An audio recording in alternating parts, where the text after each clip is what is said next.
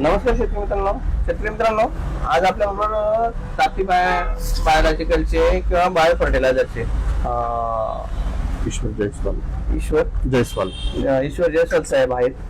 बऱ्याच दिवसापासून तुम्ही वालावर टीऑक्सी हे नाव ऐकून होता, पण टीऑक्सी आपण स्प्रे मारला, पण त्याची सखोल चर्चा करण्यासाठी मी खास साहेबांना इथं बोलून घेतलं.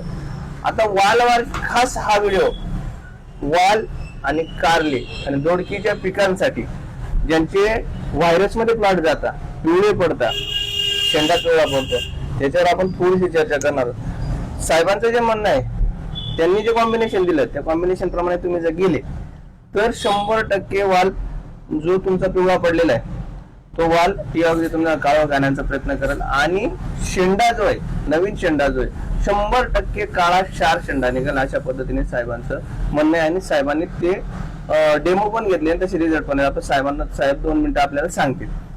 साहेब, कसा डोस द्यायचा आपल्याला? मला काय करायचं, सर्वात अगोदर ना जो तुमचा वाल त्याला तुम्हाला ड्रिप मधून जे काही द्यायचंय त्या सर्वात पहिले द्यायचंय एका एकराला 1 किलो पॉवर मॅक्स 3 आता डोस घ्यायचा. 1 एकराला पहिला 1 किलोचा, 1 किलो. हा. दुसऱ्या दिवशी एकरी 4 ते 6 किलोच्या दरम्यान मॅग्नेशियम सल्फेट घ्यायचंय. ओके. ते देऊन झाल्यानंतर तिसऱ्या किंवा चौथ्या दिवशी 1.5 लिटर मायक्रोन्यूट्रन चांगल्या क्वालिटीचं ज्या कंपनीवर तुमचा विश्वास असेल ते घ्यायचंय. आणि 15 दिवसानंतर हे सगळं देऊन 15 दिवसानंतर बॅक्टेरिया नावाचं हे प्रॉडक्ट द्यायचंय. बॅक्टेरियामुळे तुमच्या जमिनीचे जेवढे फंगस आहेत, तुमच्या जमिनीत जेवढे तुमचे फर्टिलायझर जे स्थिर झालेले, फिक्स झालेले, त्यांचं सगळ्यांचं विघटन होऊन परत त्याची अपटेक कॅपॅसिटी झाडाची वाढून ते सगळं न्यूट्रिशन तुमच्या पिकाला उपलब्ध केलं जातं. त्याच्यामुळे तुमच्या ज्या मातीतले जे डिसीज आहेत ते सगळ्या बॅक्टेरियामुळे फळ होतात. हे सगळा डोस देऊन झाल्यानंतर हा बॅक्टेरिया तुम्हाला 15 दिवसानंतर द्यायचा आहे. पहिला पॉवर मॅक्स तुम्हाला द्यायचा आहे, त्याच्यानंतर मॅग्नेशियम तुम्हाला द्यायचंय, एकरी 1.5 लिटर मॅग्नेशियम तुम्हाला द्यायचंय. त्याच्यानंतर फवारणी जी तुम्हाला घ्यायची आहे 30 ग्राम टीऑक्सी प्रति 20 लिटर साठीचं प्रमाण तुम्हाला सांगतोय. 30 ग्राम टीऑक्सी. रानफेन जर तुमच्याकडे उपलब्ध असेल बेस्ट ॲग्रोचं 25 ते 30 ml पर्यंत रानफेन घ्यायचंय. आणि चिलीमेक्स कॉम्बी 30 किंवा 35 ग्राम हा डोस त्याची फवारणी काढायची. हे अशा प्रकारचे 2 राऊंड तुम्ही घेतल्यानंतर साधारण 40 ते 45 डिग्रीचं टेम्परेचर जरी असेल तरी तुमच्या वालाला पिवळेपणा येणार नाही. आलेला पिवळेपणा हा जागेवर थांबेल. निघणारा शूट जो असेल तो पूर्ण काळा पिचा निघेल. आणि 15 ते 20 दिवसापर्यंत त्याच्यावर व्हायरल इन्फेक्शन, सॉइल इन्फेक्शन, कोणत्याही प्रकारचा अटॅक त्याच्यावर होणार नाही. आणि वाल पिकाला चांगल्यापैकी फुलारणा होईल आणि माल निघाल्यापैकी चांगल्यापैकी सुरुवात होईल. ओके. म्हणजे आपल्याला पहिल्या डोस मध्ये पॉवर मॅक्स द्यायचंय, 2 दिवसानंतर मॅग्नेशियम सल्फेट द्यायचंय, 2 दिवसानंतर मायक्रोन्यूट्रन द्यायचंय, आणि वरून आपल्याला टीऑक्सी आणि कीटकनाशक मारायचं. बढिया. साहेबांच्या अनुभवाप्रमाणे साहेब जे संभाजीनगर किंवा मराठवाड्यामध्ये बऱ्या प्रकारात वाल पीक होतात, बीड जिल्ह्यात खूप फेमस डोस केलाय साहेबांनी आणि खूप चांगला रिझल्ट आलाय. आपण हा एक डेमो टाकणार आहोत.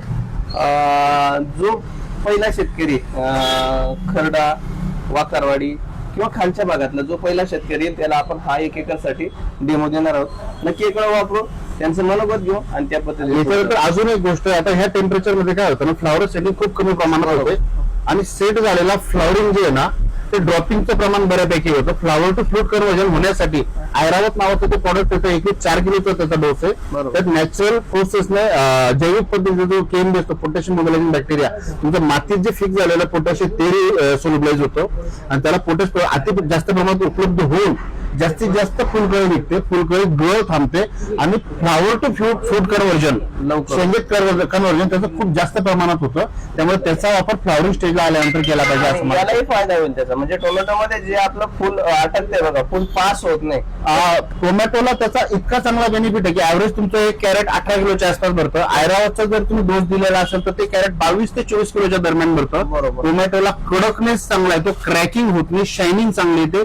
जर टोमॅटो तोडून उन्हात जरी दिवसभर पडला तरी तो टोमॅटो नरम पडत नाही. बरोबर. आणि टोमॅटोचा ऍव्हरेज तुमच्या तोड्यापेक्षा 2 ते 3 तोडे जास्त निघतात. बरोबर. मित्रांनो, आपण वालामध्ये तर खूप चांगल्या प्रकारे डोकं घालतोय, कारण वाल खूप प्रमाणात होते. खूप टीऑक्सीचे खूप लोक फॅन झाले. टीऑक्सीमुळे माझ्याकडे 100 किलोमीटर लोक आपण यायला लागले. त्याच्यामुळे हा एक डोस मी डेमो म्हणून टाकून पण तिथे व्हिडिओ बनवला तुमच्यापर्यंत नक्की पोहोचवला. धन्यवाद.